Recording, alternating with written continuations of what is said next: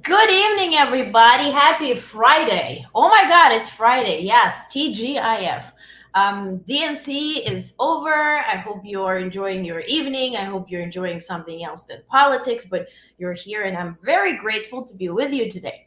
We had a very busy news day today. If you do follow me on Twitter or anywhere, I posted a bunch of news. So today is mostly about international politics. We're going to talk about the Middle East. We're going to talk about Ukraine, Russia, Afghanistan, Venezuela, Egypt, Cairo, all the talks that are planned for the upcoming time. A lot of statements to read out from President Biden.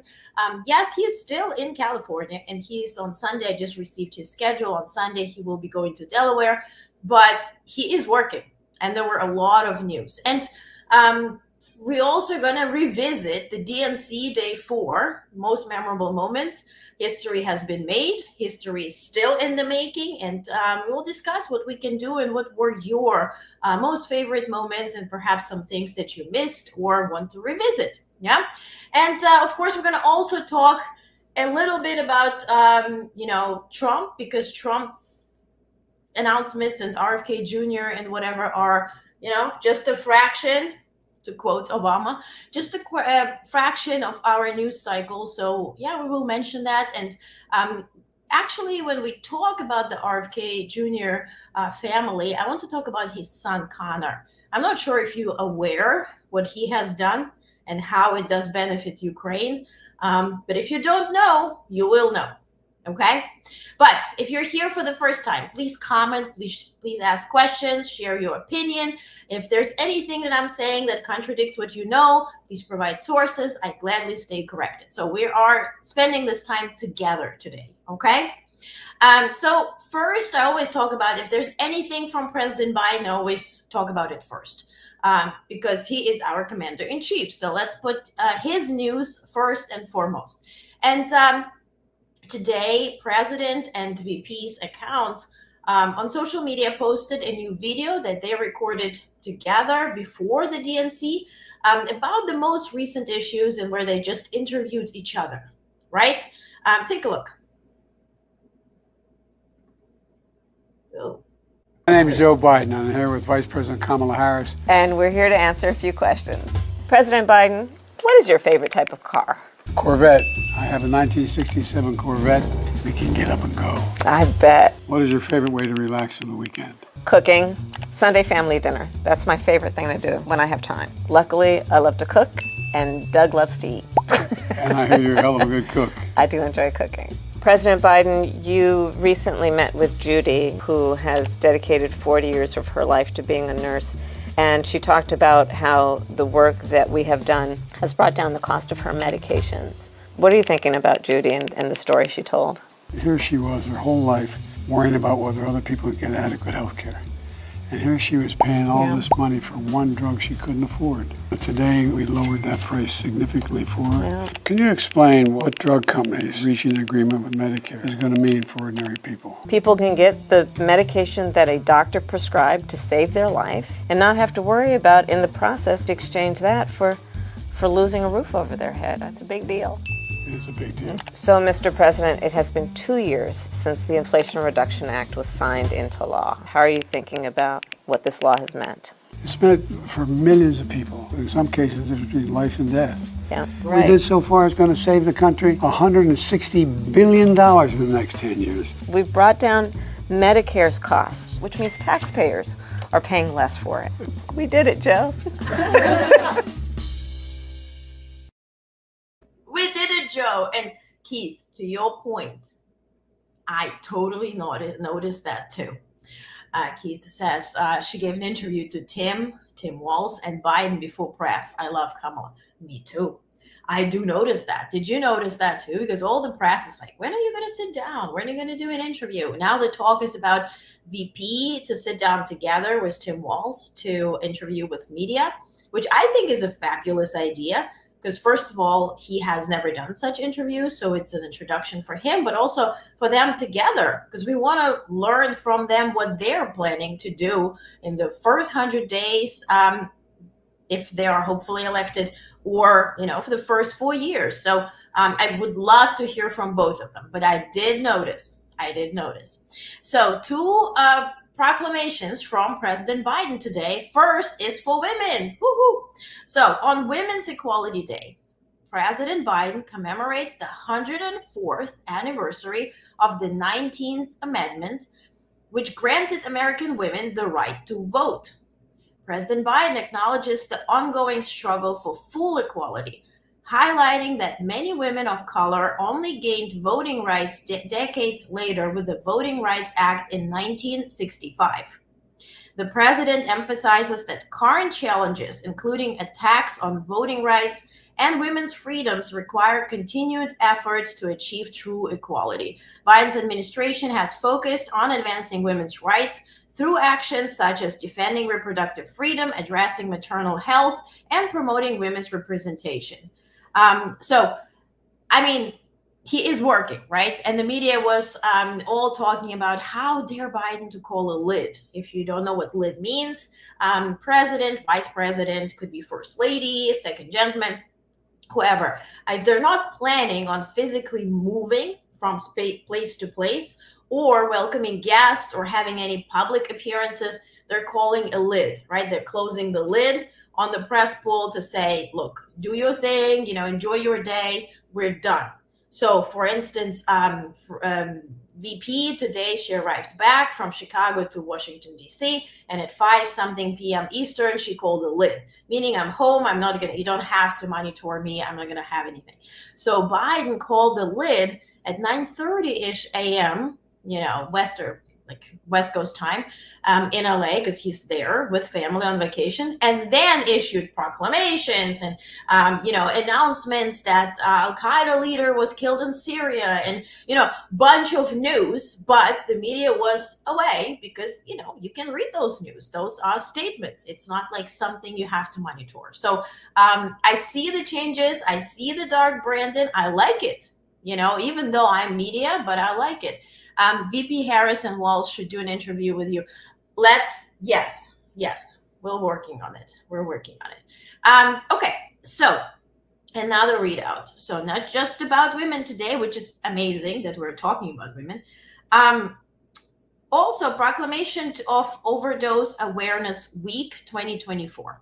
So President Joe Biden has proclaimed August 25th through August 31st as Overdose Awareness Week to honor those lost to overdose and address the opioid crisis. The proclamation acknowledges the opioid epidemic's devastating impact, highlights progress made in reducing overdose death, and underscores the ongoing need for action. So if you are subscribed to the Substack, which I hope you are, it's free, onest.substack.com, you're going to get a very detailed email tonight where we're also going to talk about that, because there are several points that were made with this proclamation about commitment to action, government initiatives, law enforcement, and global efforts.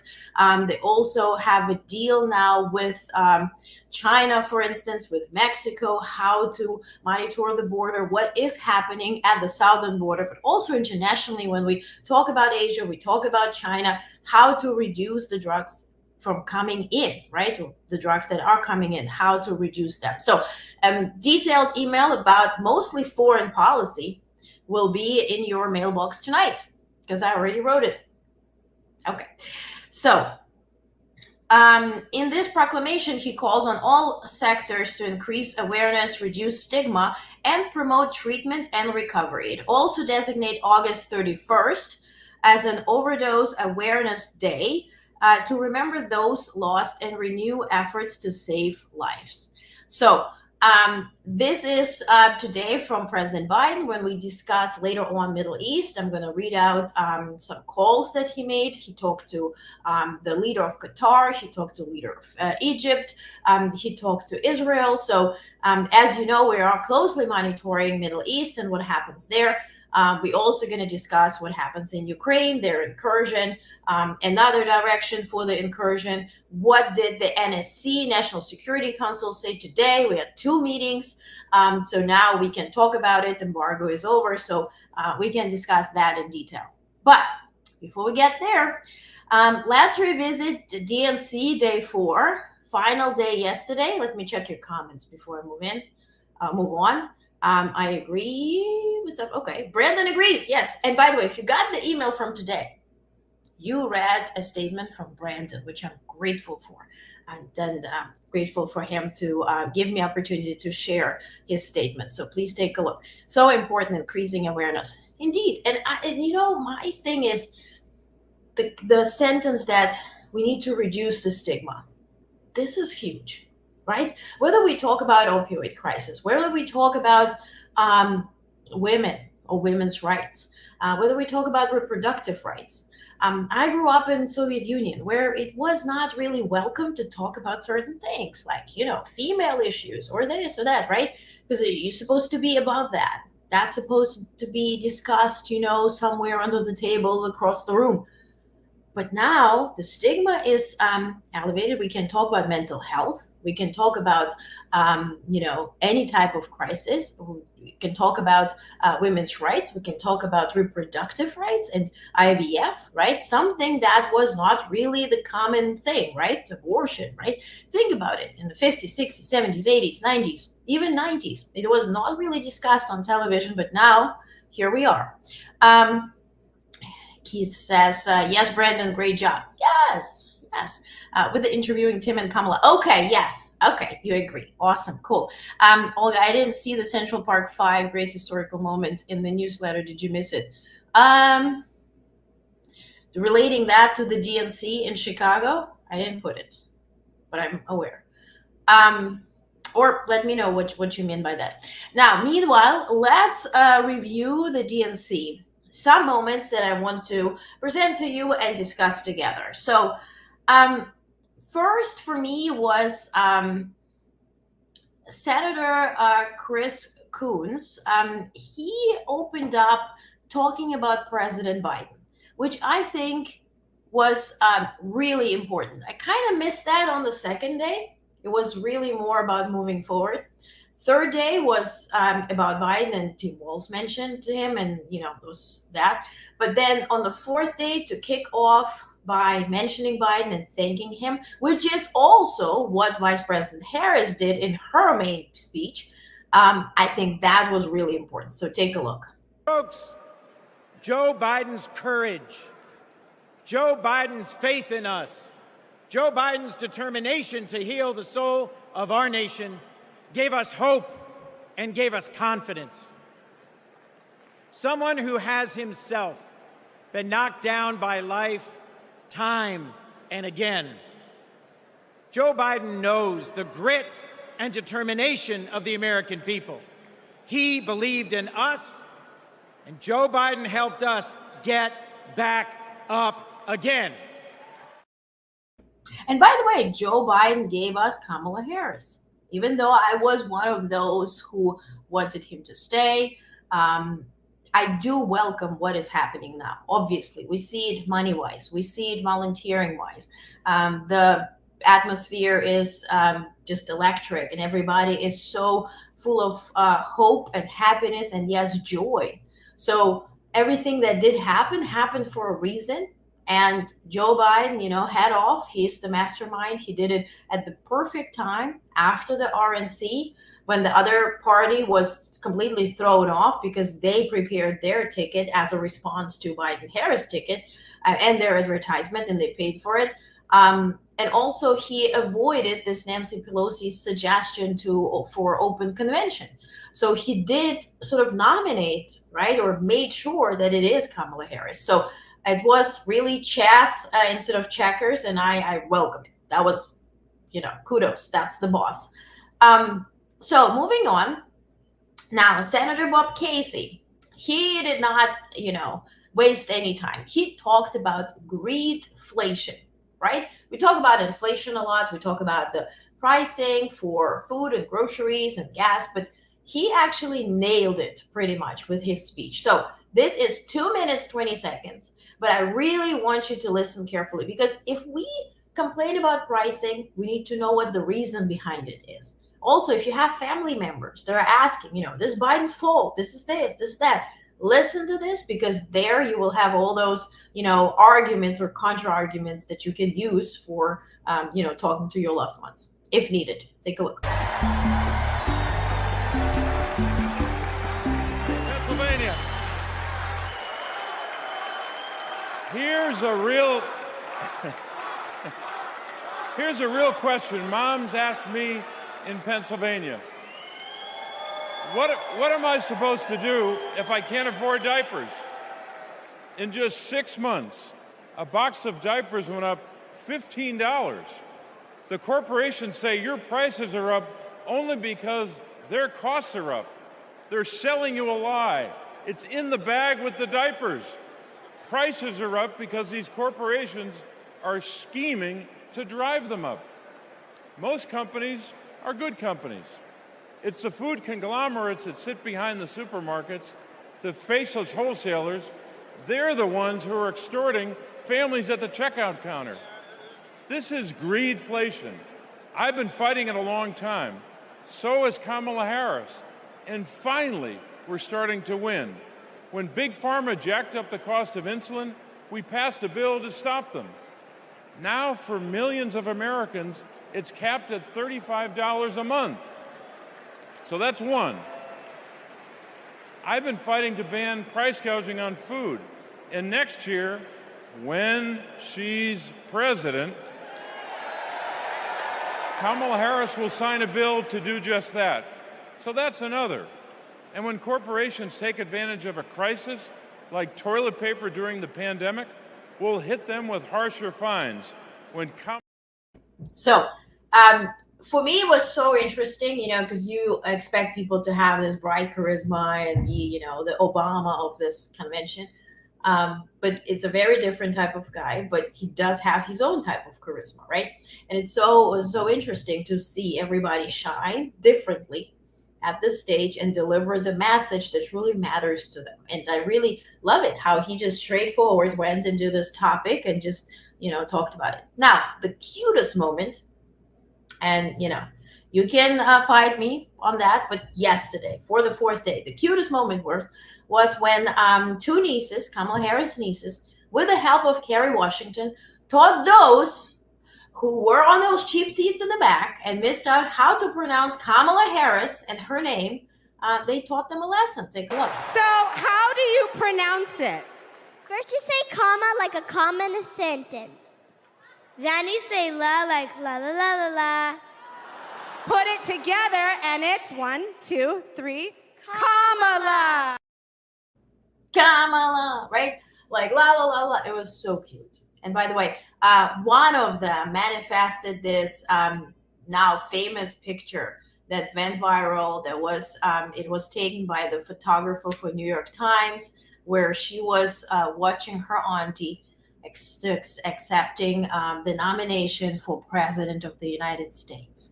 How amazing is that? And if you recall how, we often see this picture of young Kamala Harris, exactly with the same, hairstyle. And now it's her niece watching her, make history. Truly, truly amazing, truly touching. I cried, certainly, but I'm a crier, so, maybe you did. But moving on, another thing where I definitely cried was Gabrielle Giffords, right? She went on stage with the help of her husband, and she delivered a speech that was charming. It was truthful. It was wise. It was truly amazing. I want you to take a look at it. I have to pull up this video because it's a bit longer.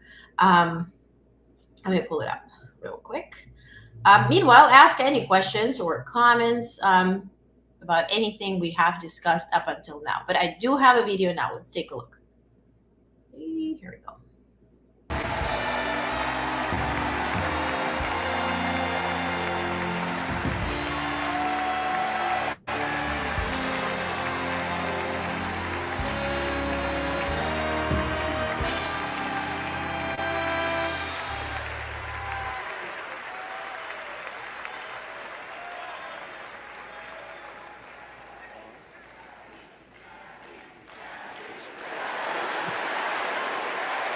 Hello, fellow Americans! I'm Gabby Giffords. I was born in the great state of Arizona! I was born with grit. I grew up racing motorcycles, mucking stalls, and exploring the beautiful desert. I fell for an astronaut.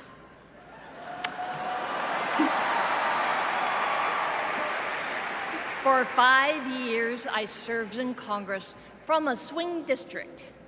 Everybody called me a rising star. Then on January 8th, 2011, a man tried to assassinate me.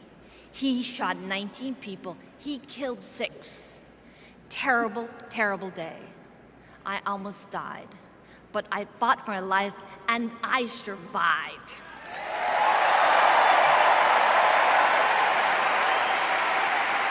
I learned to walk again, one step at a time.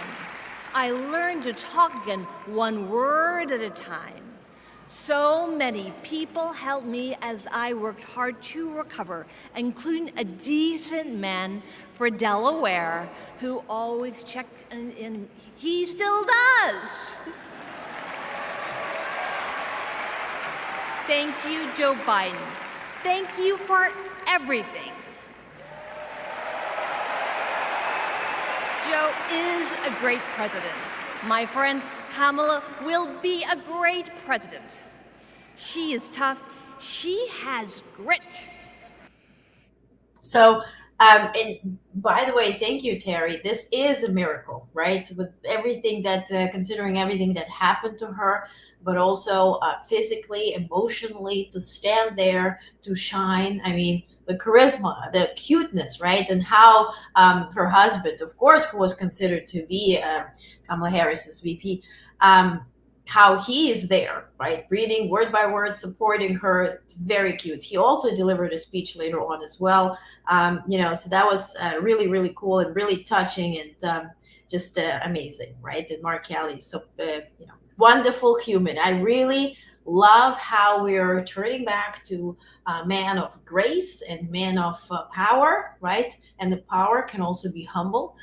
It's not that that is not power, that is weakness. And we're seeing men in action who are powerful and who are strong, right? And whatever they call alpha male, that is alpha male, not the other stuff. Yeah, she mentioned Joe Biden. People say my name all the time. Really? Brandon? Hard. Yes. Ruby. Yes. Okay. So next, did I remove comment? Yes, I did. Next, Kinzinger. Obviously, he is a Republican. And I saw so much backlash that Adam Kinzinger was there. I actually loved his speech. I think that was what hurt Donald Trump the most, that speech, because he spoke at him and to him as a Republican. He described that situation perfectly well, that the conservative party is no longer conservative. And that is the first clip that I have here for you. But mostly, people started pulling up his voting records, that he voted, anti-abortion and this. Of course, he's a Republican. We will be disagreeing on policies, right? If you're a Democrat and he's pro-life, whatever, we will be disagreeing on policies. And this is what has been always the thing, right? Especially during the election season. But we were never this disgusting the way we are now, where we truly cannot draw any parallel, any comparison with the other party, because it's just renting. It's like a dementia on display, for everybody to see, and we call it entertainment. And we talk about that. But first, let's take a look when he defined what is in fact happening to the Republican Party now. The Republican Party is no longer conservative. It has switched its allegiance from the principles that gave it purpose to a man whose only purpose is himself. Oh, and Brandon shared speech impaired and deaf, so I've heard all the times. Oh no, I'm so sorry, and thank you, Keith, for saying people are cruel. And I'm very, very sorry. But thank you for sharing that with us. Thank you for being with us. You're amazing. Listen, everything you wrote yesterday, I put it in a newsletter, not just for kicks and giggles. It was powerful. You are powerful. And that's talking about strong man. That stuff is no. What you did with your speech and what you wrote that I shared, that is strength. That is power.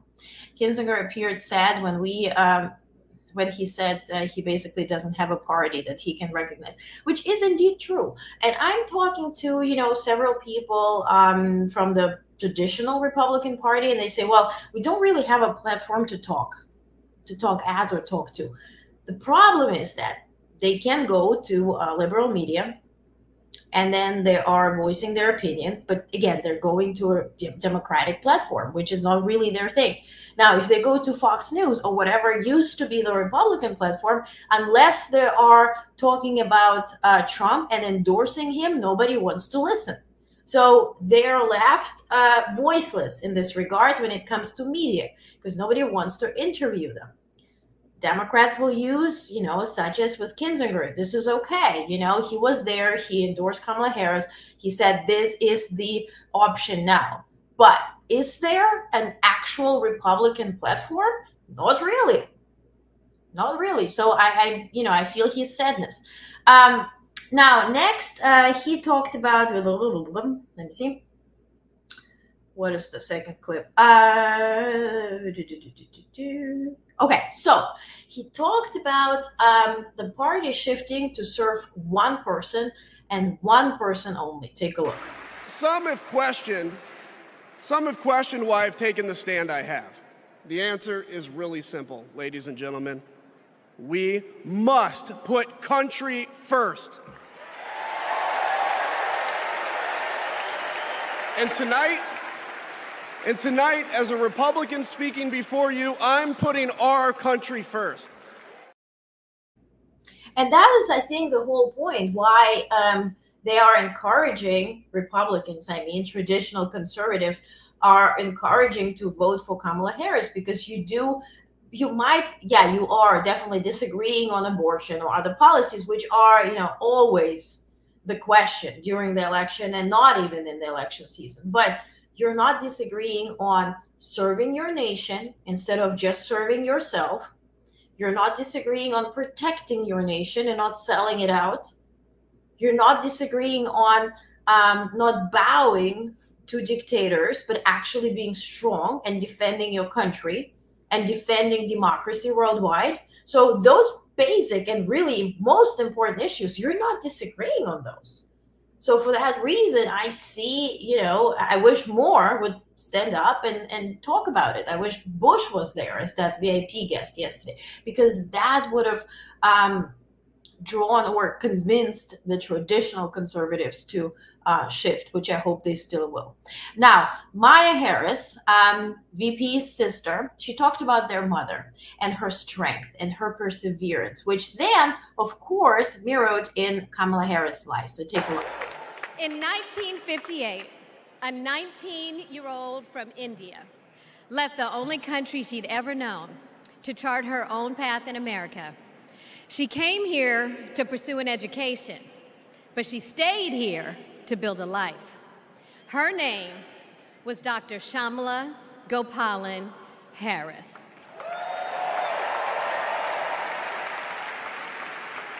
But we called her Mommy. Mommy was so many things to so many people: a civil rights activist, a scientist, a devoted mother to her 2 little girls. But most of all, Mommy was a trailblazer who defied the odds and defined herself.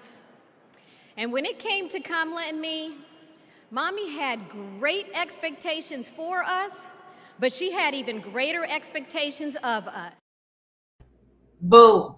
And this is, if you're an immigrant or you grew up in a family of immigrants, you always grew up with a chip on your shoulder that you have to work harder, you have to perform better, you are expected to achieve more things, you're not here to relax. Yes, you will be sleeping when you're dead. Like, you have to achieve, you have to perform, you have to just show everybody, and this is a fact, that you deserve to be here. It's just how you grew up, right? And perhaps if you grew up in such family, you know what I'm talking about. Kinzinger here. Okay, I read this one. What makes it hard for Republicans like Adam is the leaders of the party aren't speaking up. Mitch McConnell, yeah, all those who flipped, 180. McConnell, Johnson, McCarthy, yeah, I mean, they became MAGA, and so how can you talk to them if they're literally against you? Right? Now, Governor Roy Cooper said that Kamala Harris will fight for you. That was really powerful. I want the American people to know, even if you don't agree with her on everything, Kamala Harris will fight for you to the very end. For families who need better health care or a safer place to live, Kamala will fight for you. And that is the main difference. I put it in the newsletter. I said it yesterday. It's about love versus hate. It's about freedom versus limited mindset. It's about freedom to be who you are, to live the way you want to live, to love who you want to love with, freedom and pride, versus the fear, the angst, the anxiety that something will happen to you. Because I talked about it for the past 2 days, where they talk about mass deportations. How the heck are you going to differentiate between me, who's a citizen, and another one who looks exactly like me, who's not a citizen? And I'm Ukrainian-born U.S. citizen, but I'm constantly mistaken for Hispanic or Asian. Like, every day I'm mistaken for somebody. How's that going to go? And then think about Latino community. Think about Black community. Think about anybody who is an immigrant, and it's like literally 99%. We are a melting pot. We all look different. We all sound different. How are you going to differentiate who is who? This is not Nazi Germany. This is a very different country, deservingly so. It's a democracy. So this bullshit that, we're going to deport everybody on day one, that is not news. One guy was fighting with me on Twitter that I didn't report the news, that he said he will deport everybody on day one. And then, guess what? That he will conquer inflation on day one. Well, honey boo-boo, I know you didn't write your book about that, the business book, Make a Deal or whatever, the art of a deal. Somebody else wrote it for you. I read that book. It was actually good. He had no affiliation with it except for putting his face and name on it. But again, honey boo boo, I hope you understand that inflation is just a sign, right? It's a method to see how we're doing economically. You're not going to fight inflation. You're not going to conquer inflation. What are you talking about? And then you explain about tariffs, right? If you pass on tariffs, then other countries will pay more. No, the higher tariffs are mirrored in our pricing that we will pay, and we're paying for goods. And you are a business person? Big question mark. Okay, now to the main speech of the day yesterday. Kamala Harris took the stage and she talked about President Biden and her mom. Right, so take a look. And she taught Maya and me a lesson that Michelle mentioned the other night. She taught us to never complain about injustice, but do something about it.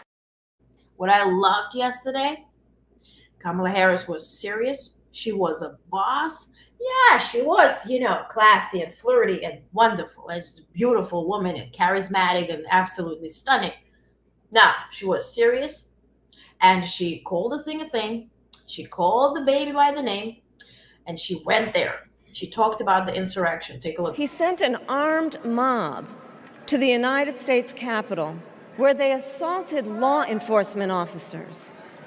When politicians in his own party begged him to call off the mob and send help, he did the opposite. He fanned the flames.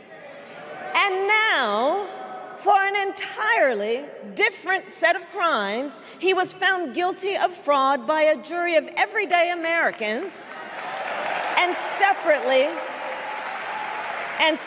found liable for committing sexual abuse.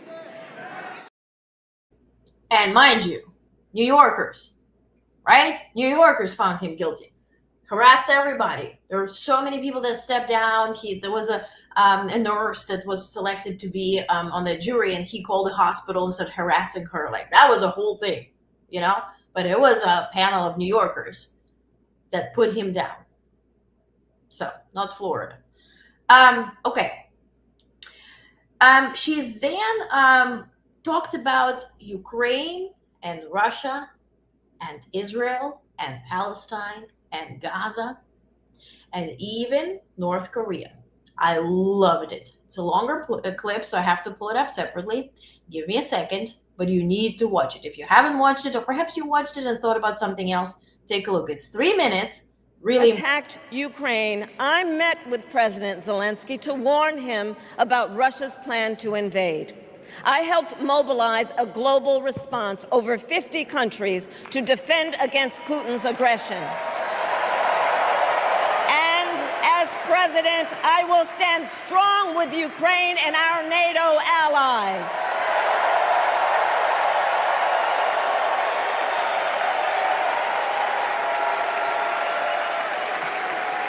With respect to the war in Gaza, President Biden and I are working around the clock because now is the time to get a hostage deal and a ceasefire deal done.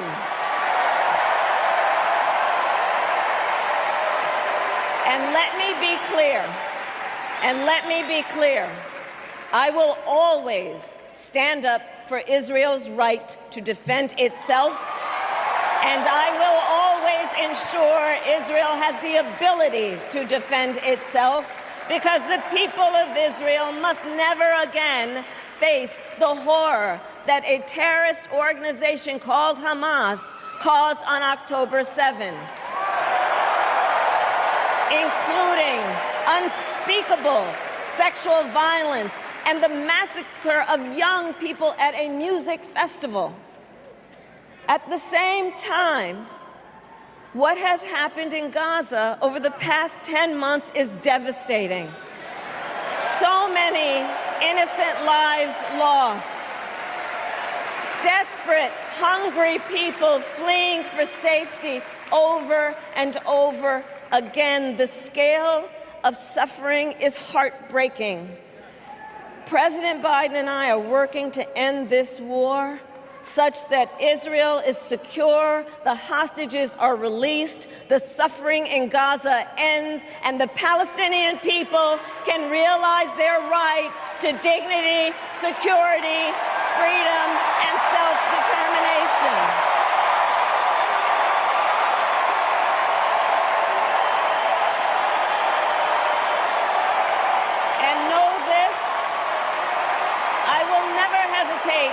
To take whatever action is necessary to defend our forces and our interests against Iran and Iran-backed terrorists. I will not cozy up to tyrants and dictators like Kim Jong-un who are rooting for Trump.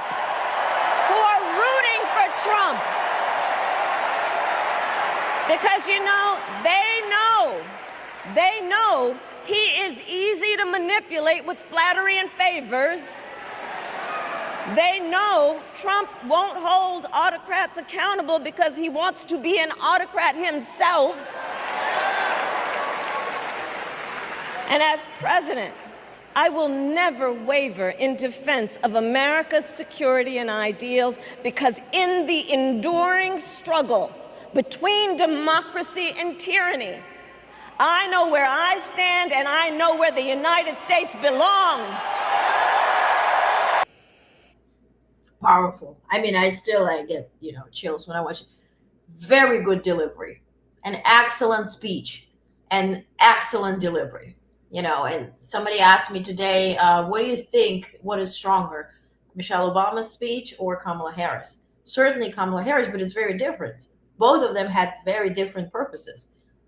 Michelle Obama was outstanding, amazing, but she had different points to deliver. She talked about Trump. She talked about the entire thing, and she election itself, or the political situation in the U.S. Absolutely stunning delivery. Now, Kamala Harris, this was her presidential speech. This was her first presidential speech, and she delivered. So very different speeches, both incredibly amazing women, but in very different situations and positions. So I don't think let's draw any conclusions here or any comparisons. This is bullshit, right? Do we need to always pick the strongest woman, the best performing woman? Can we say this is amazing, very different purposes? Why do we have to always pick and choose and compare? Do men compare themselves? Are we comparing Obama to Kinzinger and everybody else? Take several seats. Okay, now, when Kamala Harris says, we the people, where did it all start? Take a look. As a prosecutor, when I had a case, I charged it not in the name of the victim, but in the name of the people. For a simple reason. In our system of justice, a harm against any one of us is a harm against all of us. And by the way, remember when she started her speech by sharing the story where her classmate, her friend, started behaving weirdly, and she asked how you're doing, and then she shared that she was sexually abused at home, and then she stayed with the Harris family. That woman was yesterday in the guest box at the arena watching her speak. That's why I shared yesterday the lineup who was in the box.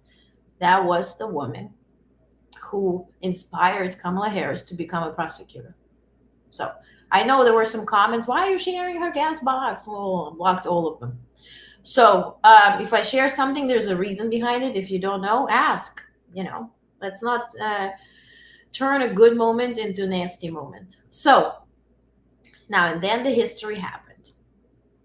At 9:44 Central Time in Chicago, Illinois, Kamala Harris said yes to us. And I mentioned 10 years ago, she said yes to Doug Emhoff. That was their 10th wedding anniversary. Now, yesterday at 9:44 Central, she said yes to us. Take a look.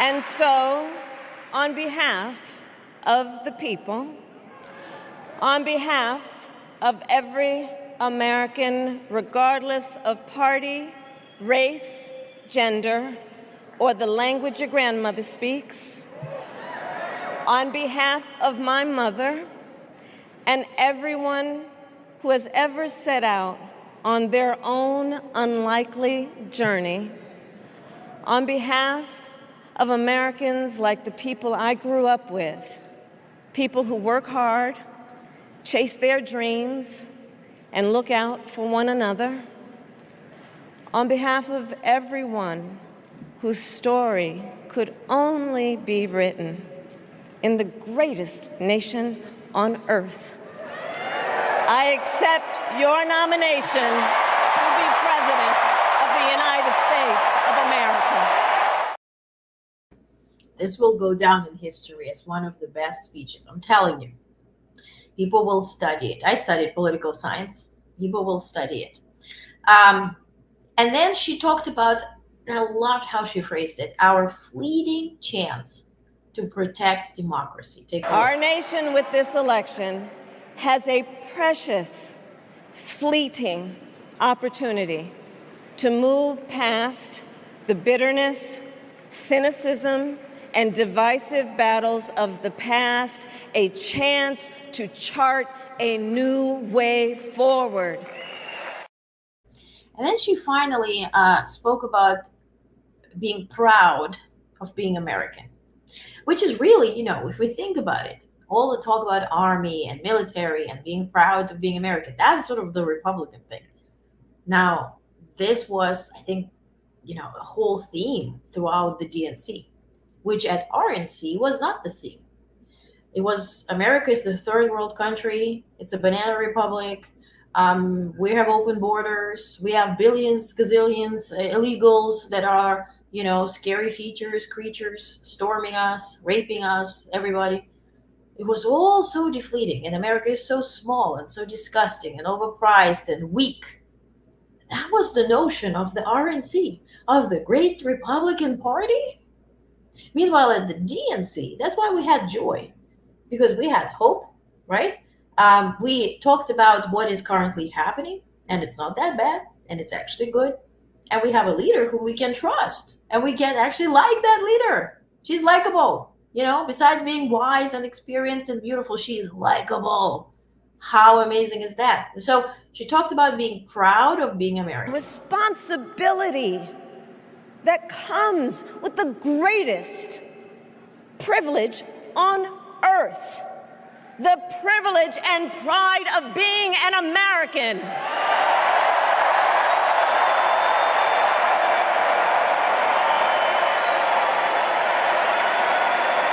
So let's get out there. Let's fight for it. Let's get out there. Let's vote for it. And together, let us write the next great chapter in the most extraordinary story ever told. Thank you. God bless. Freaking amazing. So today she was traveling, as I told you, from Chicago to Washington, D.C. And the pool had a bit of an interaction with her. And she came over to the pool. They said, what is your next step? What is your next step? She's like, I will walk up the stairs and board the plane. They're like, but next. And next we will win. And I was like, God damn it, good. We're in a good place. Now, who wasn't in a good place yesterday? The people who had to pop the balloons. Have you ever wondered who gets rid of the balloons? Take a look.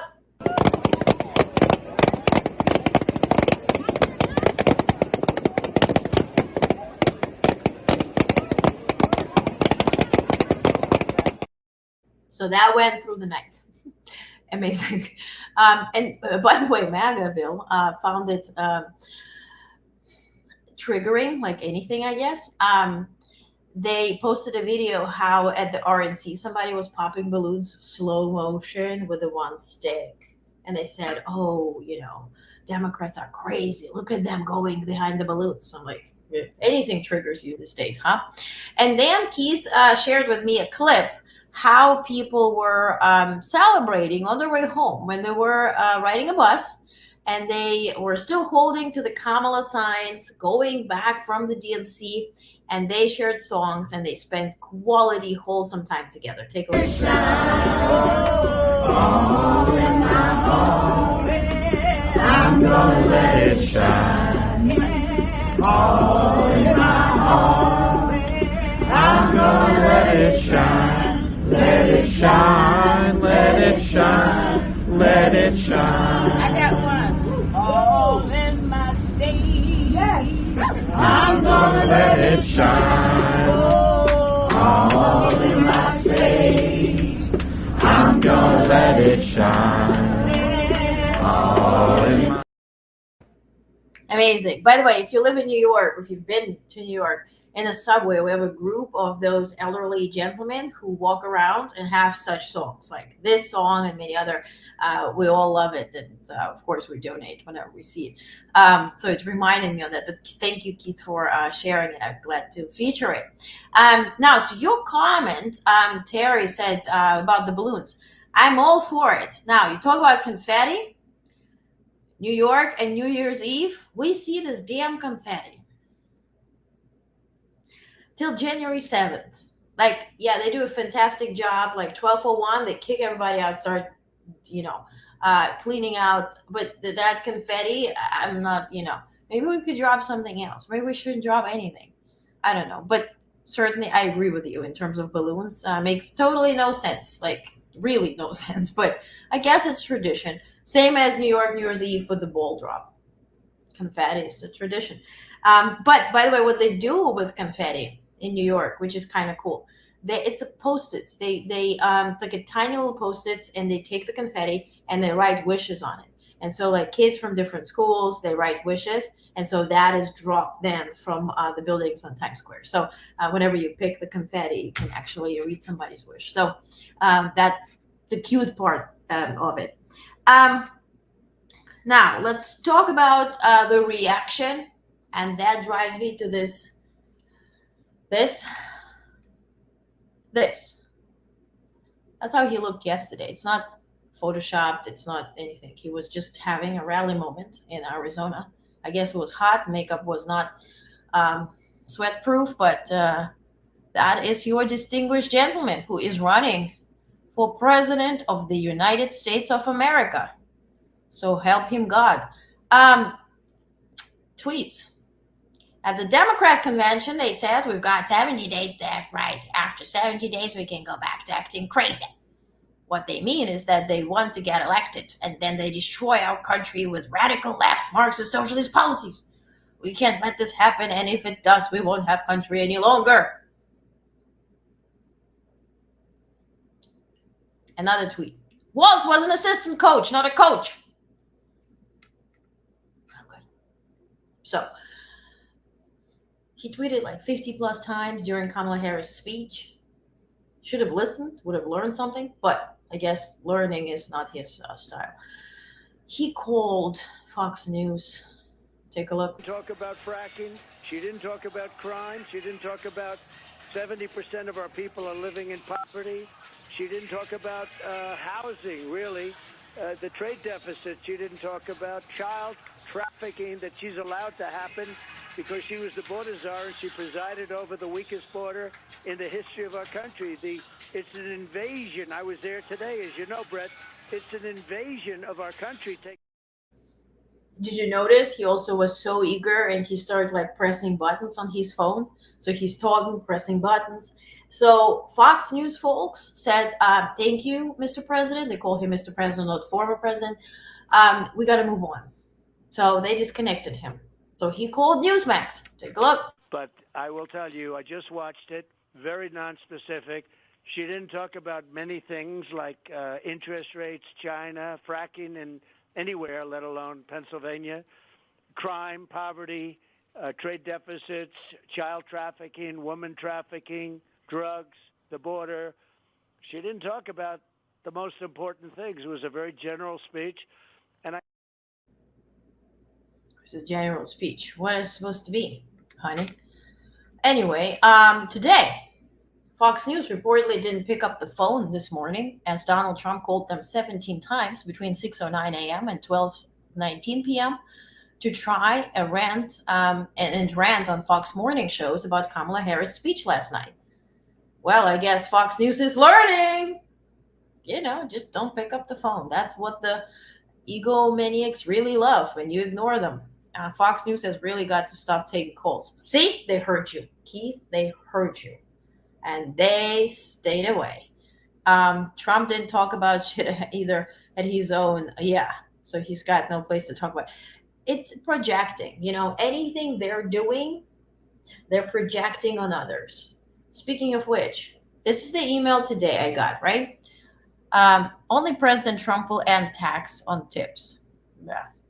And he goes, Kamala plagiarized President Trump no tax on tips proposal, but she has absolutely no intention of following through, as evidenced by her record of grifting every possible cent of hardworking Americans. Grifting? Who is selling the Bibles? Who is selling the gold shoes? Who is selling the medals and fake dollar bills with your face on it? Who is selling that infamous picture? Who is selling ties? Who is selling, books and anything that is there for sale? You. Who is grifting? So it's always this projecting, right? And that reminds me on the Russian strategy, really. This is from their playbook. Whatever you do, project it onto others. Putin did not invade Ukraine. He was provoked by NATO. He is invading a sovereign country, killing people, right? women, children, soldiers. He's killing innocent people, killing his own people because he's defending himself. If you invade your neighbor's apartment, you just walk in and you start killing them. Yeah, because I was so afraid that you will start killing me, so I killed you first. How's that? And I posted it on Twitter. Compare his email, right? The rant. And at the same time, I get Harris Wall's email, right? In the States, Vice President Kamala Harris outlines a new way forward. This morning, battleground voters waking up to wall-to-wall coverage of Vice President Harris' patriotic and optimistic speech, accepting Democratic Party's nomination for President of the United States. That is human. This is a human language.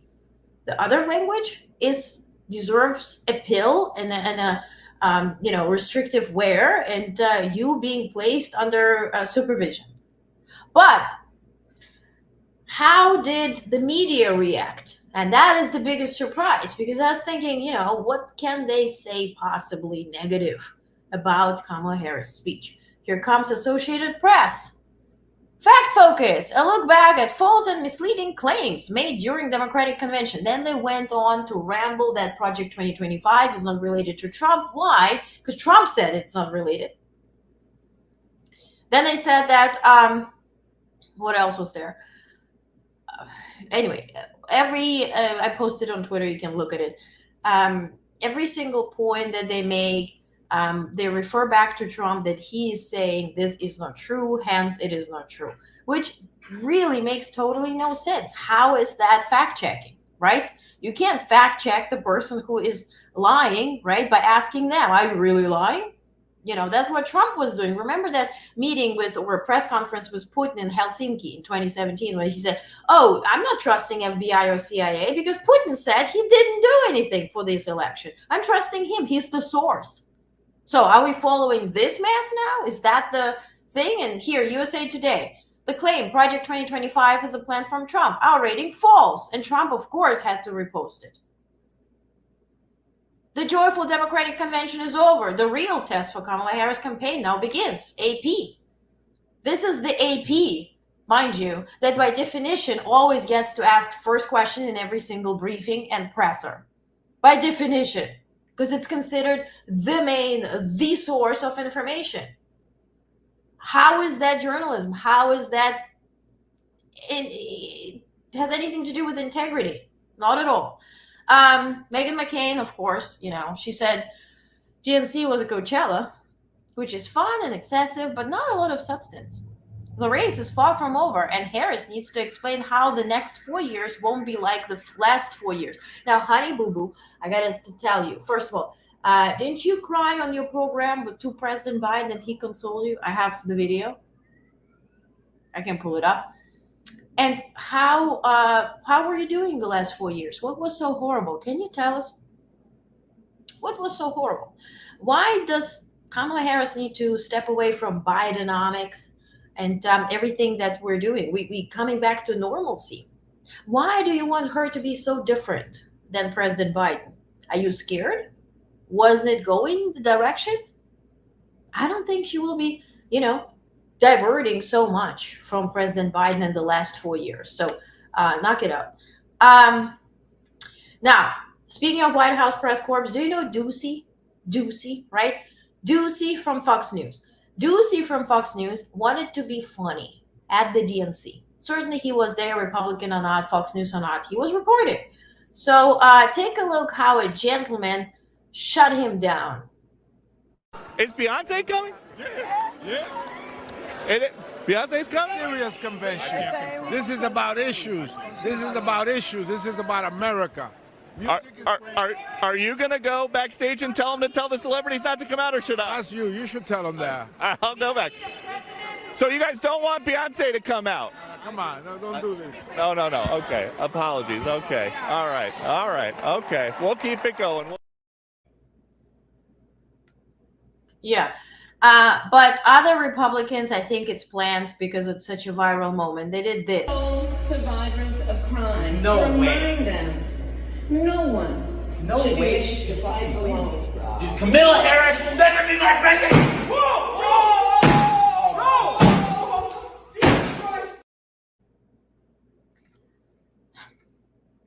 I guess there was it Cowboys. Cowboys fans do that all the time. That was really, dorky. Yeah, dorky from Fox News. Yeah. You're telling me that you heard that Harris and Walz are planning their first press conference next week. Maybe they do. I haven't heard of that. President Biden, I doubt that he will be at the White House on Monday because he's just arriving to Delaware Sunday night. Not sure, but if it's Harris and Walz, and certainly it's not related to President Biden. I'm in Biden's pool.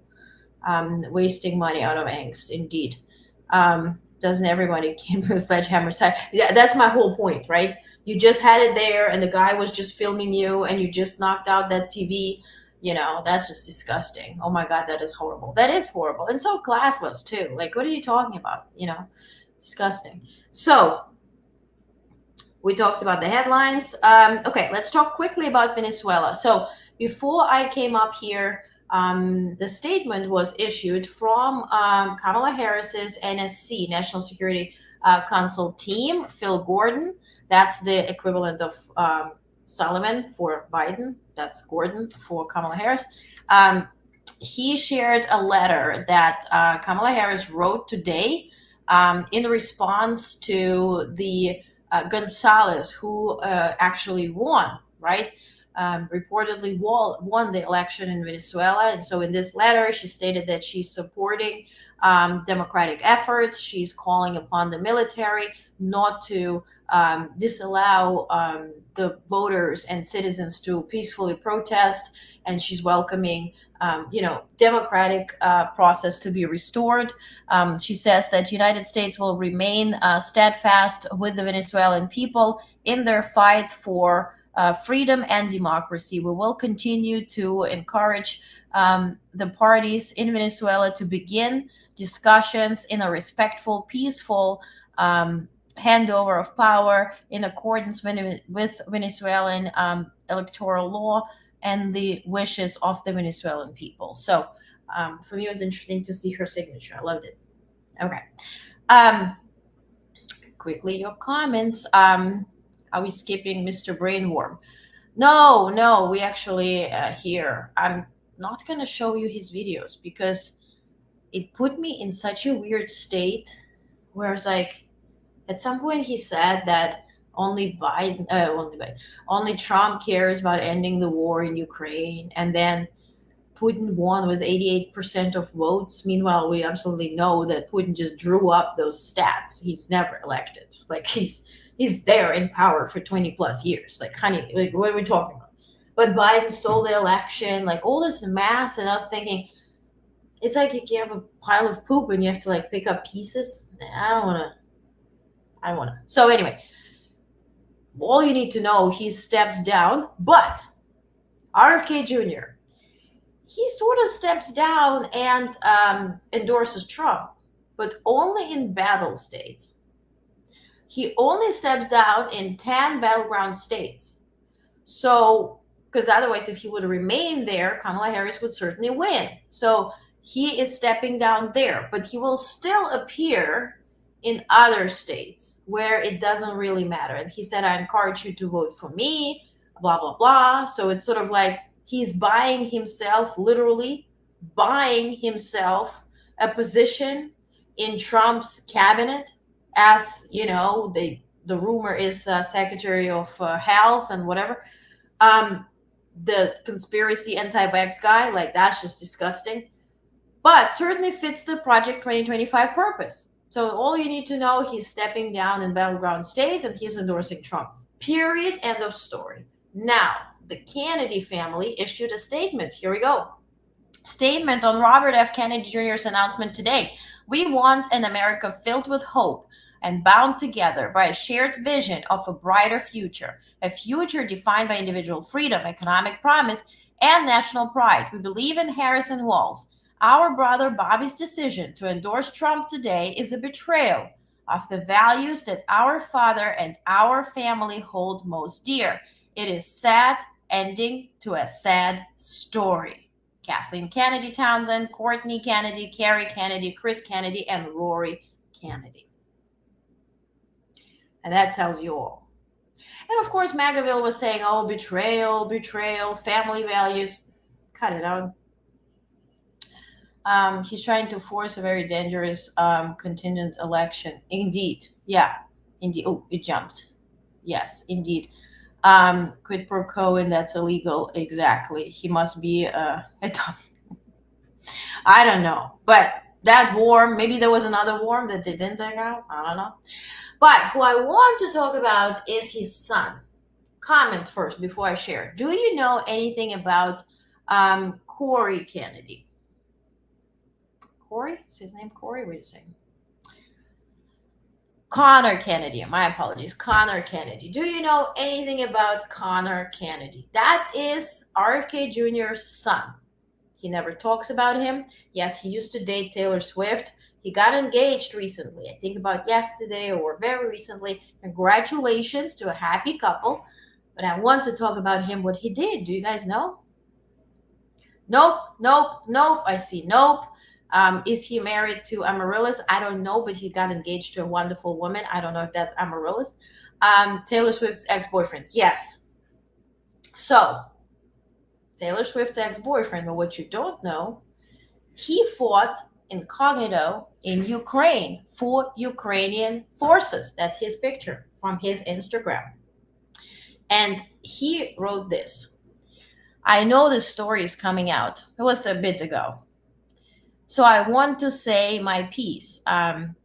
First, to make the best out of it and encourage others to take action. Like many people, I was deeply moved by what I saw happening in Ukraine over the past year. I wanted to help. When I heard about Ukraine's International Legion, I knew I was going, and I went to the embassy to enlist the next day. I told one person here where I was, and I told one person there my real name. I didn't want my family or friends to worry, and I didn't want to be treated differently there. Going in, I had no prior military experience and I wasn't a great shot, but I could carry heavy things and learned fast. I was also willing to die there. So they soon agreed to send me to the Northeastern Front. Think about Kharkiv. My time in Ukraine wasn't long, but I saw a lot and I felt a lot. I liked being a soldier more than I had expected. It is scary, but life is simple, and the rewards for finding courage and doing good are substantial. My friends there know why I had to come home. I'll always owe them for their example. I know I'm lucky I made it back, but I would also take all the risks we took over there. This war, like all others, is horrific. The people I met were the bravest I've ever known. My fellow legionnaires, who come from different countries, backgrounds, ideologies, are true freedom fighters, as are the citizens I knew, many of whom have lost everything in their long struggle against oligarchy and towards a democratic system. They know this isn't a war between equals, it is a revolution. This war will shape the fate of democracy in this century. There's more to say about its politics and the role of Western governments there. For now, I only urge you to help in your personal capacity. So, and then today he shared this picture, and then he shout out one of his friends who wrote a beautiful article in the Jan's Journal about Americans who volunteered in Ukraine.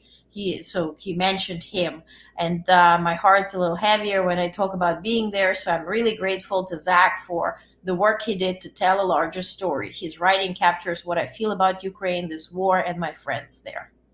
So, other son volunteered during COVID for Trump administration and leaked how Trump was stealing COVID FEMA funds.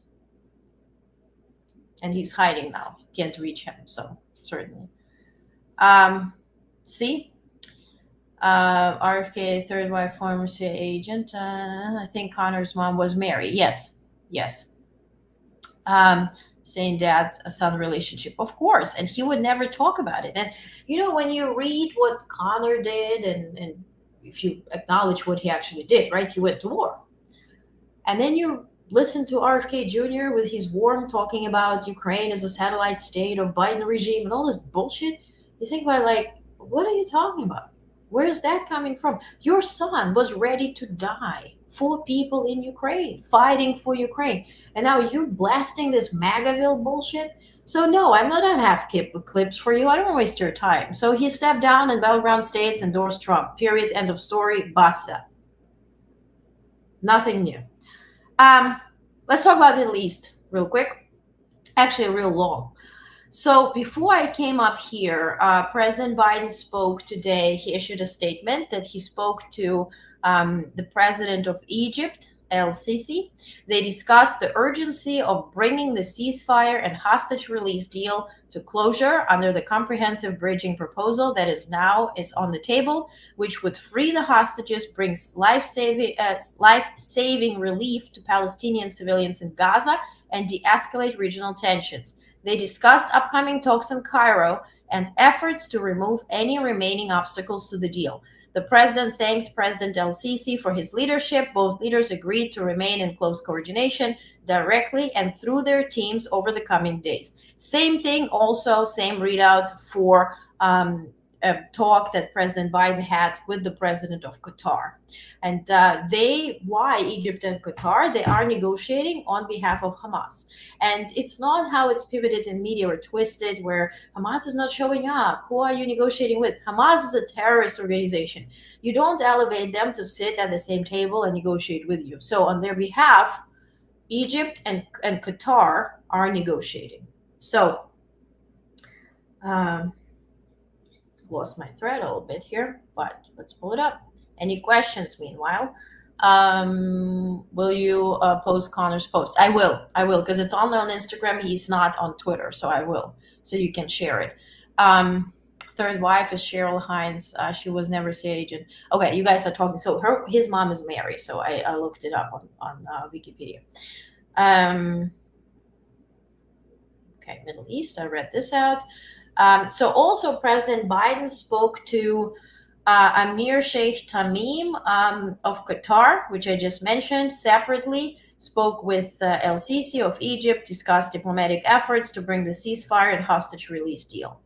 And this is a major deal.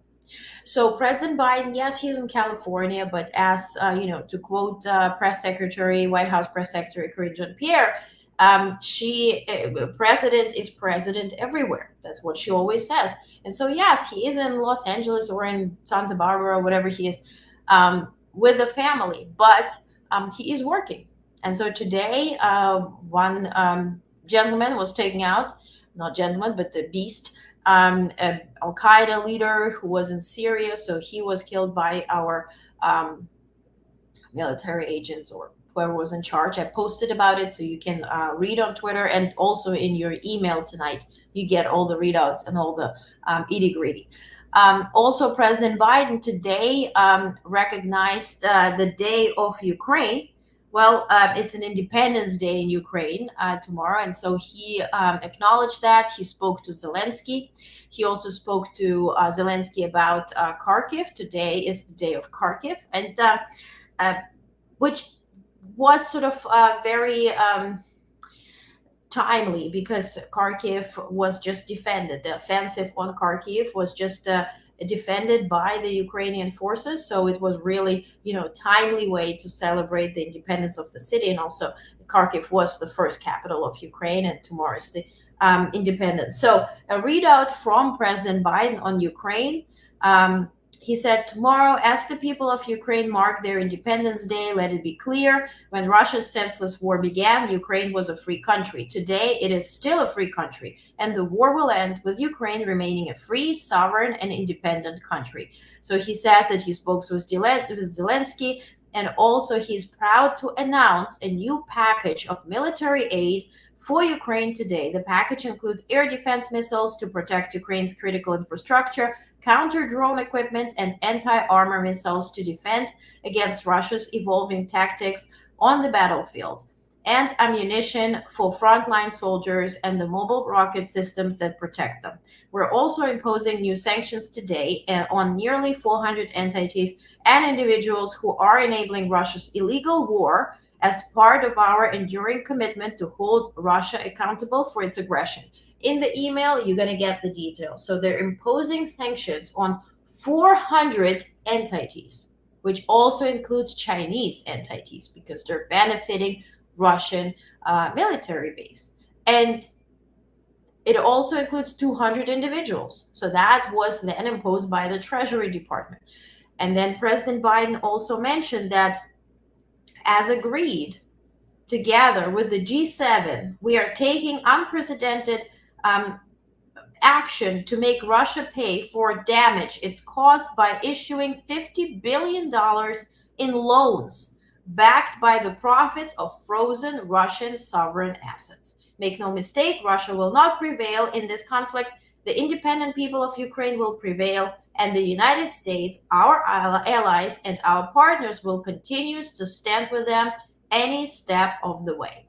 So, and later was another statement: as Ukraine celebrates 33 years of independence, the United States is announcing another significant new package of urgently needed weapons and equipment. So, again, all the details, if you're into it, will be in the email, but it's such a timely way to certainly announce the aid and also to stand with Ukraine and to kill those rumors, right? Where Zelensky goes to Trump and Trump will defend Ukraine, which is BS. Trump will sell not just Ukraine, he will sell the United States for $1. So let's just, keep our head on a swivel. I wanted to show you a video. We talked about Middle East. I didn't show you this on time, but Houthis, right? Houthis are the proxies of Iran. And so what they did today, and apologies, we're returning to the Middle East because I just recognized I missed that part. So what Houthis did today, they released a video of them blowing up a Greek-flagged oil tanker in the Red Sea. So the crew was evacuated off the ship by the French Navy 2 days ago after the ship was initially hit. The vessel carried 150,000 tons of crude oil.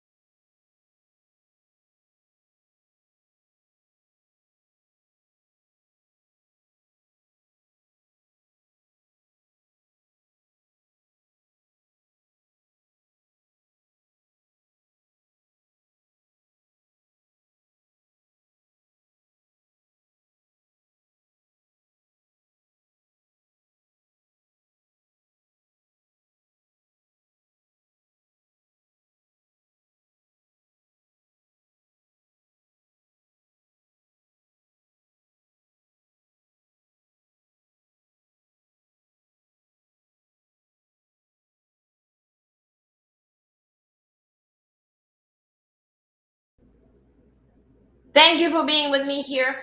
I just received an alarm that, something in New York, wind or whatever. So thank you for being here. Wind in New York, something with the internet because of that. Froze for you, yes. What are you discussing? I've heard that Netanyahu won't agree to fully pull out of Gaza and is hampering the deal.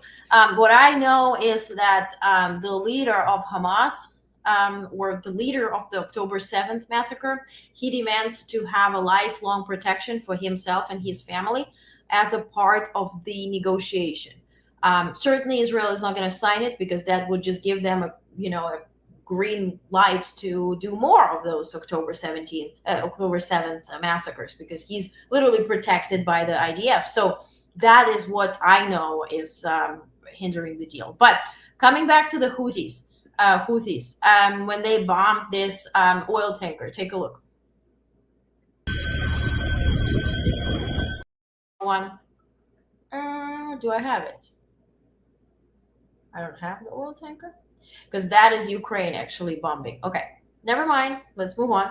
But anyway, Houthis caused the ecologic disaster in the Red Sea. French Navy did evacuate those the Greek team that was on the ship. So nobody did die, but certain ecologic disaster happened. So in terms of Ukraine, I just read out the statements. And then Pentagon, of course, today, Secretary of Defense Austin spoke with Ukrainian Minister of Defense Umerov regarding Ukraine's ongoing operations and priority capability needs. Secretary Austin congratulated Ukrainian people as they prepared to celebrate Independence Day on August 24th and reaffirmed the support of the United States to help Ukraine fight Russian aggression, and then announced also the security assistance, which is $125 million from the Presidential Drawdown Authority. This is all what has been agreed upon by the Congress. So it's nothing new. It's part of what has been agreed prior. So it just goes in parts. And then what, again, I mentioned, State Department and Treasury also talked in detail about sanctioning 400 entities and 200 individuals.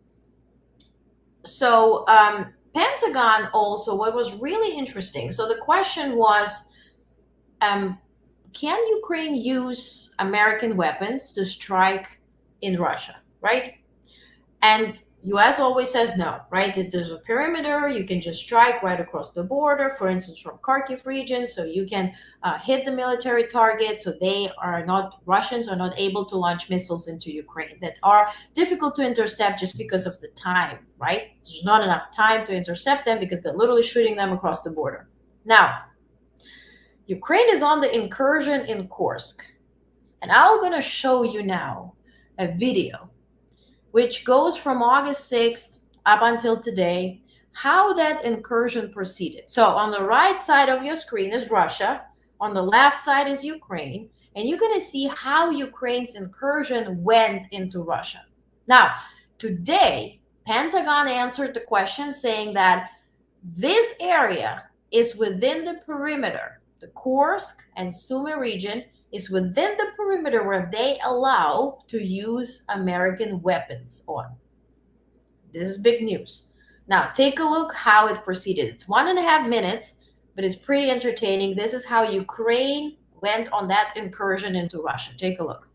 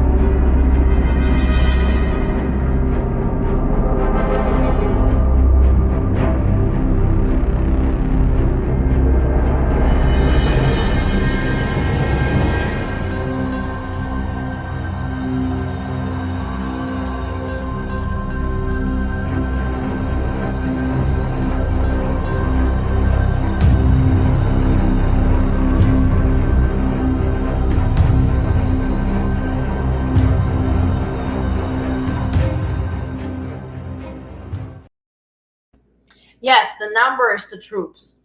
And so it's pretty interesting to see that, yes, the time ticks, but also the number of troops. It is an incursion. You see how it went one way, right? The Russians were surprised. It was larger, then it went back. But the point is to win as much or as Ukrainian state. First of all, the POWs, right? If you take Russians as prisoners of war, you exchange them for Ukrainians.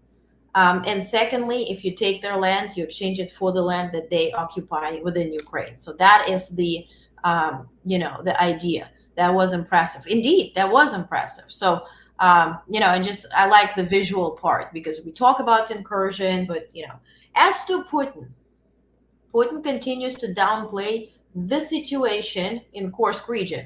He listed it last after Belgorod and Bryansk regions. Afterwards, he calmly discussed humanitarian issues without naming what happened and who is in Russia responsible, the new normal in Russia. So he is ignoring the issue in Kursk. Now, Ukraine also opened a new direction. So Ukraine now goes more into Bryansk region, which is going to Belarus region, right? So if you think about Kharkiv is next to Russia, right? And Kiev has access, in that direction. So now they're selecting two directions for the incursion, which certainly will stretch the troops, Russian troops, but also certainly stretch Ukrainian troops. So it's a tit for tat. Let's see how it works. Today, John Kirby said that he's not announcing any policy changes in terms of striking deep into Russia. He is saying that we are constantly with Ukrainians. We're talking constantly with them. We see how it will play out. And they're not taking the lead. Ukrainians are taking the lead, and U.S. does what is capable of to do to support. So that was pretty much the message on Ukraine in the such a large area. It is. Yes, it is. So the video that I mistakenly showed you just a bit ago, this is about a ferry, but learn about the ferry first. So Crimea, as you know, Russians occupied Crimea, which is Ukrainian. There is a ferry or a series of ferries transporting oil, gas, trains, whole trains, and machines. Ukraine just hit the first ferry that I will show you, and it destroyed it. Now, that ferry had the capacity to transport 50 trains. Then they destroyed a second ferry that has the capacity to transport 25 trains. Because mind you, Crimea is a half an island, right? So you need, between Russia and them, there is a bridge that Ukraine plans to hit, but also those ferries. The ferries are transporting all the military equipment. So Ukraine destroyed it all. Take a look. So, short and sweet.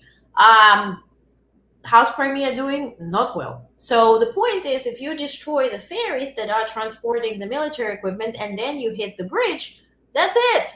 Now they're completely cut out because Russia has no direct access to Crimea aside from going through Ukraine, which they don't occupy at that moment.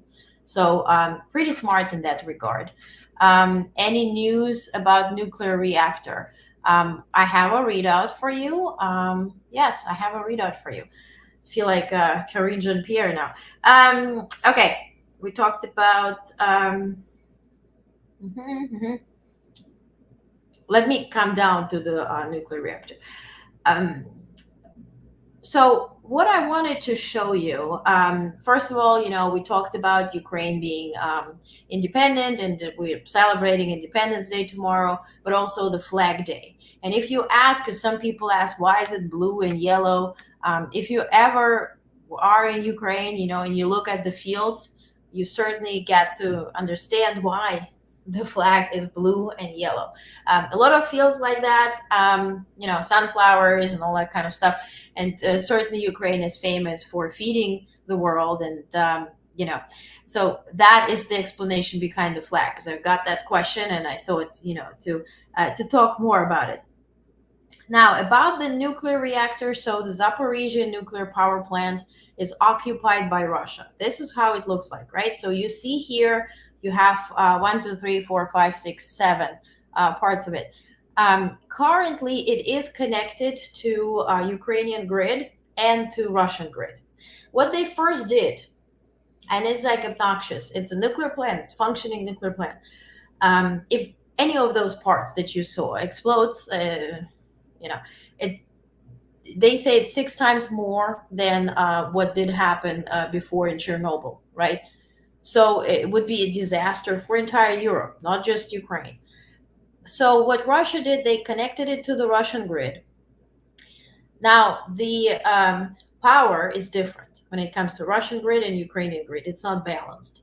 So then they connected it to Ukrainian grid.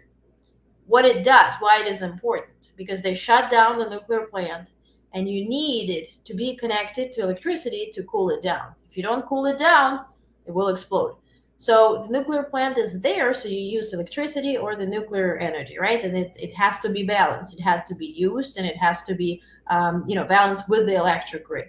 Now they disconnected it from the Russian grid. It's only on Ukrainian side, and they're playing with the idea to disconnect it from the Ukrainian grid and let it, not cool itself and then explode. So that's the game they're playing for a long time, unfortunately. I don't think they will do anything with it, but they took the workers hostage. They killed a bunch of workers. They also are living inside the nuclear plant, and they build out, like literally, there are videos.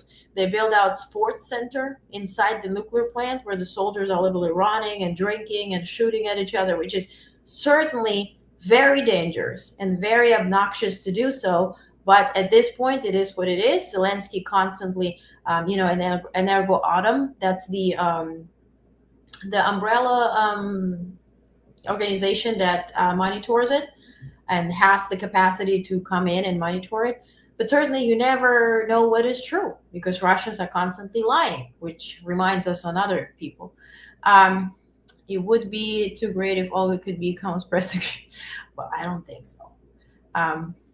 Oh, thank you. I think she will have very good people that are far better than me. Yes, Trey, completely. Oh, thank you. Thank you. I don't know. It's very, very stressful. Like it's not talking to you guys because you guys are nice. Think about White House press corps. That's who you have to handle. You have to be, talking to the snakes and everybody. So, with you guys, yeah, absolutely. That's an easy job. Now, I have a soldier testimony for you, which is not rosy and it's not fun and it's not nice, but I want you to listen to it. So, this is a Russian POW, prisoner of war, who was captured by Ukrainians. And he's describing, and it's translated into English, he's describing what he had to do to Ukrainian women. So whenever Russia says that they're defending themselves and they're treating people well or whatever, I want you to remember this video. So please take a look. It's 1 minute, and he describes everything he did. We found a 38-year-old woman and her daughters, 11 and 13, hiding in a basement in Avdiivka. They said they had no place to go. Finally, an order came to gag them, so they couldn't be heard. Who gave that order? The commander of our group, Onest. We gagged all 3 of them with tape, and then, starting with the adult, we started assaulting them. 2 hours, that's all. Then we lined them up against the wall and shot them. On Listener Street in Avdiivka, we found 2 women in the basement of a house. We surrounded them and interrogated them. We gagged them by order and began to assault them. 38 and 40 years old women. Then, after we took them to the basement, we found a 10-year-old child, a girl. We gagged her too, and we started raping her in front of the adults. Then, after the rape, then we lined them up against the wall and shot. 3 boys, 5 girls, 6 women.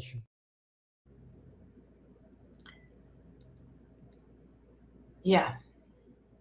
And it's war crimes. Yeah. It is war crimes. And they're describing it as, it was a testimony, certainly. And there's so many, Sierra. There's so many of those. Massive, right? And I hope they will be tried in The Hague. And by the way, Ukraine signed on and fulfilled all the requirements to join the ICC, International Criminal Court. So it's enlisted. And certainly that will be the outcome. Now, how many people will suffer until then? That is a big question. Human, absolutely evil. Yeah, and today, I'm not going to show you because it's really difficult to talk about this topic without showing you. And if I show it to you, you're not having a good Friday. So Russians within Russia, they have minority groups. And Russian Orthodox Church or Moscow Orthodox Church that is banned now in Ukraine, it works for Putin. That church, so it trades drugs, it flies like governmental planes with those priests, whatever, but the main income there is drug sale. It's really heavy drugs. So they are serving Putin. They're also blasting the missiles and all that kind of stuff. And now they proclaim that religion is above all. And so Muslims, when they are in this particular occasion. They were in jail in Vladivostok or something, and they are in jail, and they took away they're Muslims. So they took away their carpets, so they cannot pray. They took away books and all that kind of stuff. And so they united, and some people came in and they detained the guards, started, beating them up. And then Russian army came in and killed all those Muslims that were there in the really bloody way, like they tied the hands behind the back and shot them and then cut off pieces. And I can't describe it without showing you pictures, and it's already enough what I described. So that's what was happening today. And it does start to happen in different areas in Russia because the minorities are there, the minority groups. There's Chechnya. This is a Muslim country. Anything when you think about Tajikistan, Uzbekistan, anything with a stan at the end, that is certainly Muslim country. So if you start disrespecting groups that are not minorities but are large groups, and if they turn against that dictator and leader, then it will manifest in something that is way worse than anything we can predict. What will happen to that man? Is he under arrest? He is detained. Now he can be exchanged for another, unfortunately, for Ukrainian prisoner. And there's so many programs, and if you're interested, I can cut out videos to show you how Russians are treated in Ukraine. They're fed well. It's everything according to UNICEF and all that kind of, like, not UNICEF, but UN and all that kind of stuff. But in Russia, Ukrainian soldiers are beaten up. They're not fed. If they come back, they are starved. They look like skeletons. They have a lot of physical, mental issues. And some are returned just because, it just remains because they were starved to death. And it really looks like concentration camps. So that is what Russia is doing, plus stealing children, selling children, and whatnot. So today, I wrote about it. So the leader of India, Prime Minister of India, who is certainly best buds with Putin, he was just there, right? There was the situation where he visited Moscow. And at that moment, literally that moment, Putin got a report that the kids' hospital with the kids who were treated for cancer in Kiev was bombed. And that report got translated to Modi, who was literally sitting with Putin at that moment. And then Putin turned to him and started conversation, right, what was planned. And Modi said, wait a second, sir, I don't know how we can continue the conversation if you just killed children. And Modi packed his stuff and left. So that's what happened with India's Modi. Now, he's in Kiev. And they call it as a historic visit. It's the first time Indian leader is there since 1992. So during the visit, Modi and Ukrainian President Zelensky expressed a desire to elevate their country's relationship from comprehensive to strategic partnership. They talked about political relations, peace and security, economic cooperation, defense, cultural and people-to-people ties, and global issues. Now, Modi said he recognizes Ukraine as a sovereign country. He recognizes Ukrainian territorial integrity, which is big. And anything he would suggest, because he is suggesting to be the mediator between Russia and Ukraine, he says he would do so in according to UN. So, for what it's worth. Now, here's a video of Modi and Zelensky. It's silent. Who knew? Anyway, so as you see, they're meeting here, and they visited a memorial for children that were killed by Russian authorities, and by ordered missiles that hit not just the hospital but also other places that specifically hit children and killed children.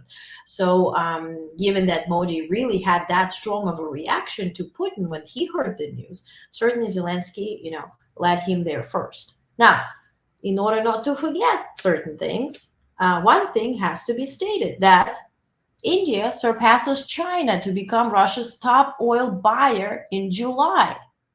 Now, we are in August. So, for what it's worth, Russian crude accounted for 44% of India's total oil imports last month, reaching a record 2.07 million barrels per day. That was up 4.2% from June and 12% from more than a year ago. This figure exceeds the volume of oil imports by China from Russia in July, which amounted to 1.76 million barrels per day. According to the newspaper's interlocutor, India's demand for Russian oil will continue to grow as long as there is no further tightening of sanctions. So, for that reason, yes, it's a historic visit, and yes, he's visiting the graves, of children and hugging Zelensky and talking about respecting territorial integrity, and he wants to mediate with Russia. Meanwhile, he's increasing his oil imports from Russia. So, talking the talk, walking the walk. So, I want to present both news to you so you can make up your opinion. There is no accurate death toll in Donbass region. Yeah. Well, you find it when you're there. Putin is evil. Putin must be livid about that meeting. Indeed. Or is the move. That is my question. See, that is my question, Ruby, if that was planned by Putin. Because the next thing, Modi goes to Warsaw, and he's meeting in Poland. And the rumor is, and certainly that would make sense, if Putin went to Poland next. So wait and see. One step at a time, and we see one play at a time. This is, if you were to ask me now, I think it's fake. Maybe it manifests in something where he does play a role and it's positive. Okay, I gladly stay corrected and be surprised. Now, I found my readout about Zaporizhia. So, yeah, if you're interested. So, Zaporizhia has been the nuclear plant. I found finally my text. It has been under occupation since March 4th, 2022, and it's deepening. Thursday, August 22nd, due to Russian shelling, there was damage to the external overhead line, the Zaporizhia TPP. Through it, the temporarily occupied Zaporizhia nuclear power plant received power from Ukrainian energy system to meet its needs, the energy sector said. Currently, the power plant is connected to Ukrainian energy system with only one power line. In case of its damage, an emergency situation will arise due to the loss of external power supply to the pumps that cool the reactor cores and fuel storage pools of the power station, Agroatom said. Since the start of Russian occupation, the Zaporizhia nuclear plant was already experienced 8 full blackouts and 1 partial blackout with the launch of emergency diesel generators and safety systems. Their failure may result in an emergency situation, power engineers emphasized. So, also another big news was very early today for some reason. It was announced that National Security Advisor Jake Sullivan is headed to China. He will visit Beijing from August 27th to 29th to meet with PRC Foreign Minister Wang Yi. This will be their 5th meeting, continuing a strategic communication channel that has helped manage U.S.-China competition and tensions. Sullivan's visit, the first by a national security advisor in this administration, follows discussions from the Woodside Summit and aims to address bilateral issues, counter-narcotics cooperation. That's what I mentioned when it comes to fentanyl and what today President Biden recognized, about the overdose and recognizing that. They are having agreements and discussions for more collaboration with China in that regard. They're going to talk about military communication, which is huge, right?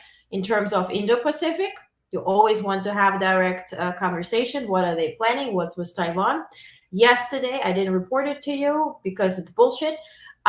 Trump started blabbering suddenly that China is invading Taiwan. As we speak, they're invading Taiwan. There are absolutely no facts to that. So I didn't tweet about that or tell you about that because it's BS. So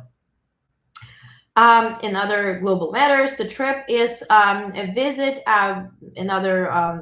visit after Wang's trip to Washington in October 2023. So, and my last news of the day is about Afghanistan. So, if you perhaps have read about it, what I wrote, on Twitter, the Taliban rulers in Afghanistan have introduced new laws. And with those laws, they're prohibiting women from showing their faces and speaking in public.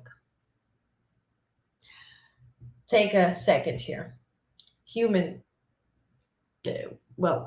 faces are forbidden to be shown, and voices are forbidden.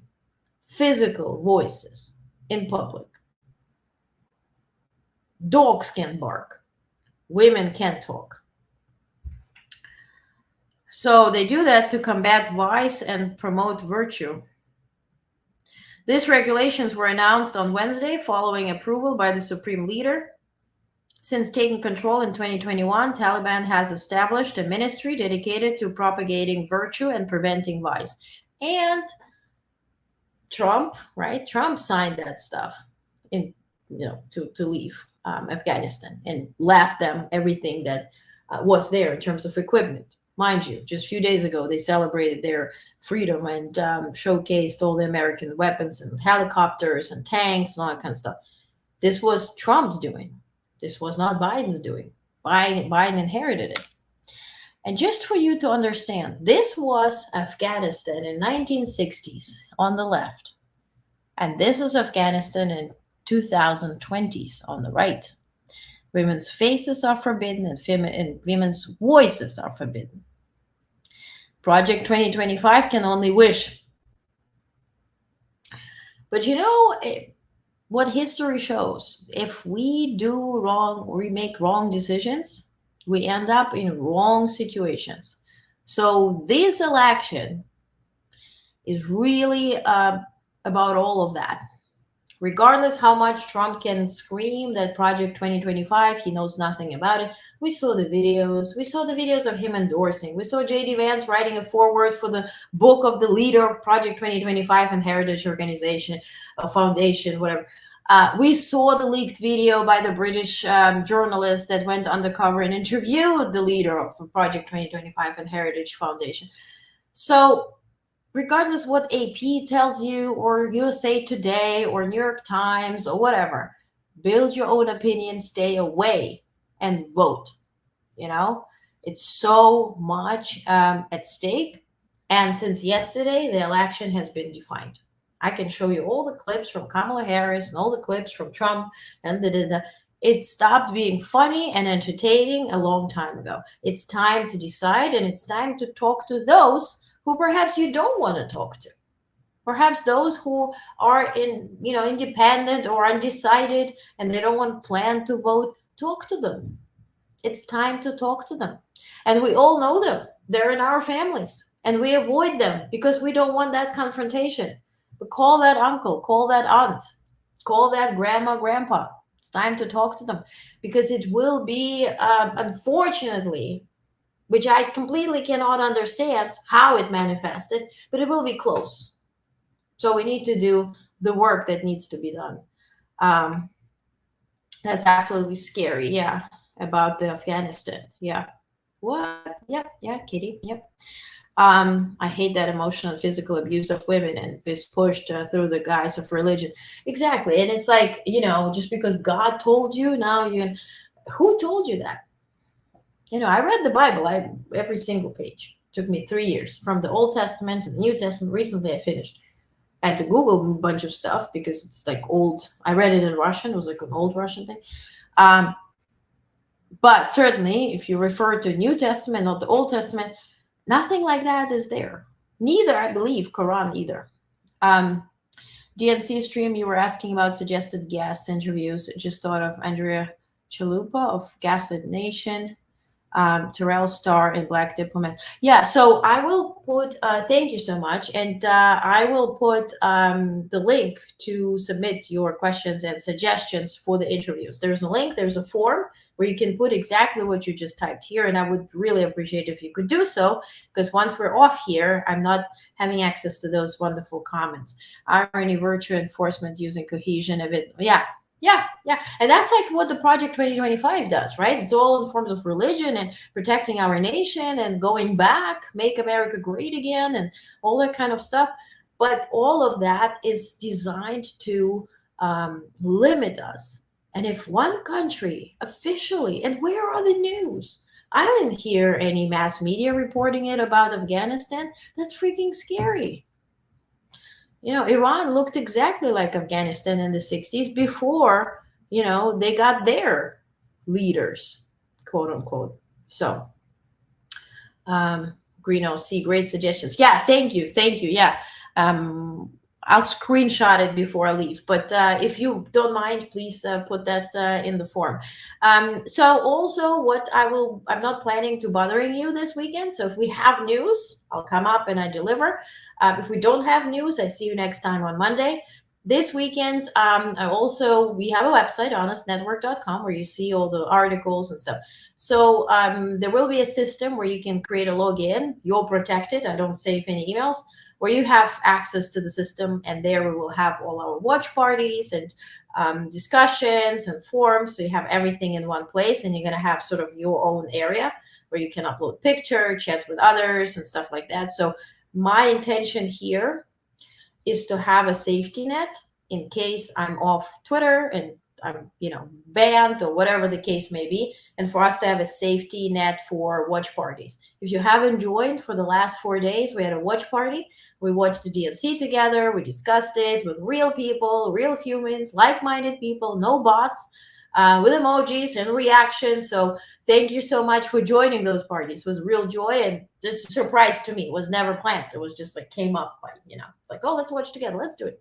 So thank you for being there. So more information will be shared, but please subscribe to Substack. It's free. Go ahead. It's honest.substack.com. I'm going to send all this, what I read out and more tonight, focusing on foreign policy, and then on Monday will be whatever the news will be. If Trump is the only news tomorrow, I will not come and deliver that. But if we have real news, I will be live. But follow on Twitter and I'll update you. Okay, watch party was really fun. Thank you. Yes, thank you. It was so much fun. Thank you. Yes. And I know Keith suggested for us to discuss how, the DNC was and our impression. So be on the lookout for your email. I'm going to send you a link so we can all discuss it, but also have a, test our new system to see how it works and if you guys like it. Okay. Have a great weekend. Yes. Have a great weekend, everybody. Thank you for joining me. I appreciate you. Thank you for following, for commenting, for quoting. I appreciate you. So have a safe weekend. I see you either Saturday, Sunday, or both if we have news. If not, see you Monday. Stay safe and keep an eye on your emails. Okay? Thank you. Have a good night.